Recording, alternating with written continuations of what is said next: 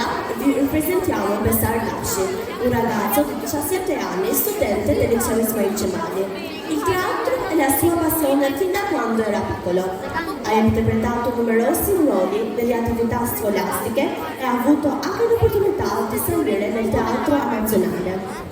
Il suo monologo rappresenta i giorni della settimana in modo divertente e originale. Tani ju prezantojmë Besar Dashi, një djalë 17 vjeçar, student i gjimnazit Ismail Cemali. Teatri është pasioni i tij që nga fëmijëria.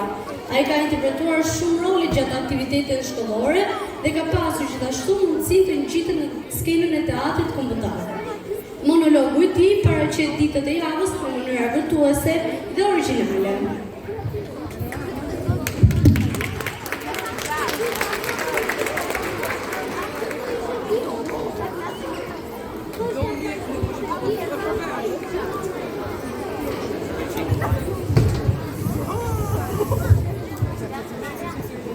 Buongiorno a tutti. Oggi parlerò per i giorni della settimana, ma in un modo che non avete mai pensato. Una cosa è certo, che tutti abbiamo la nostra giornata preferita, ma è fondamentale che nessuno piace lunedì, anche loro che sono disoccupati. E se fosse una persona, lunedì sarebbe quella persona che ti fa schifo quando lo vedi. Tu lo vedi come persona e sei qua. Solo schifo, molto schifoso. A parte questo, sarebbe una persona che non smette mai di parlare e ti fa morire della sua puzza. Poi passiamo alla sorella fratello di lunedì, che sicuramente è martedì. Martedì nell'Albania si chiama la giornata di sfortuna. Tutti li odiano perché nessuna cosa interessante succede il martedì. A parte una cosa, solo UEFA Champions League. E se fosse una persona, sarebbe, come abbiamo detto, la sorella o fratello di lunedì. Perché tutti li odiano, ma almeno usa deodorante, non ti fa morire della sua puzza. Poi, dopo questi giorni non piacevoli, siamo arrivati a mercoledì. Secondo me, se mercoledì è passata tutta la settimana. Tutta.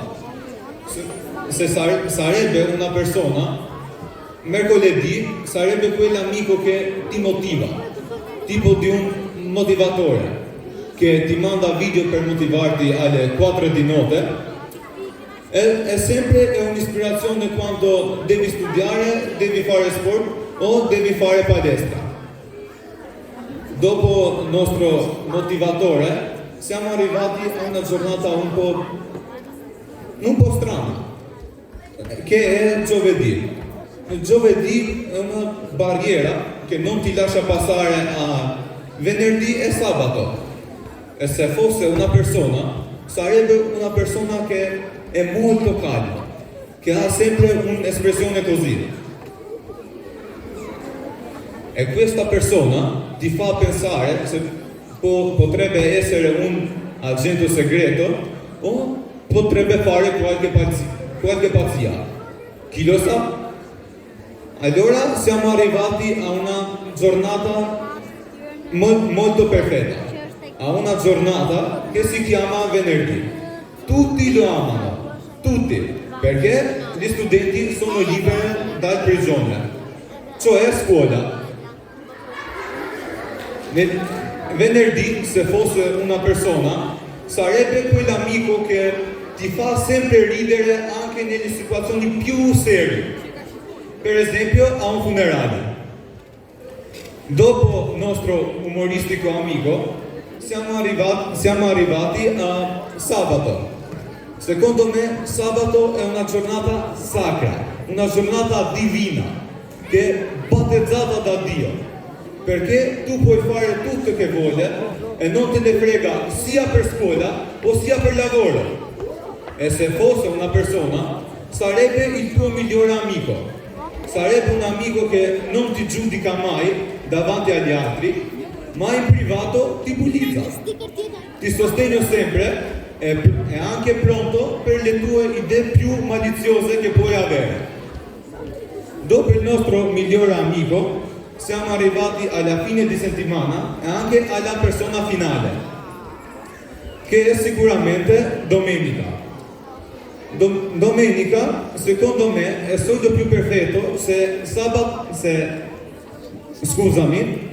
lunedì è libero. Perché domenica tu puoi fare tutto che vuoi, puoi godersi al massimo la giornata, ma solo il pensiero che hai scuola o lavoro domani ti depressa.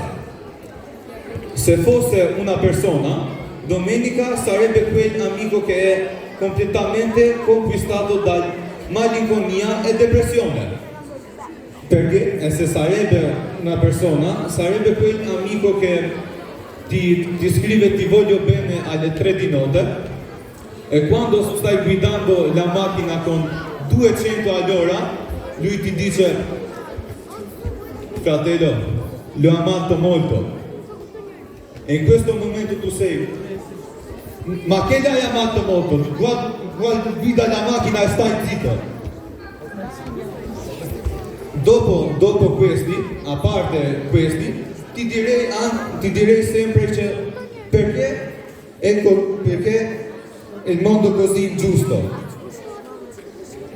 Se avessi un amico del genere così, non farei altra cosa che picchiarlo ogni giorno. Perché fratello, anche io ho i miei problemi, non me ne frega per i tuoi ingiustizi che ti hanno fatto. Allora, questo era il mio monologo, spero che è piaciuto da tutti, grazie mille.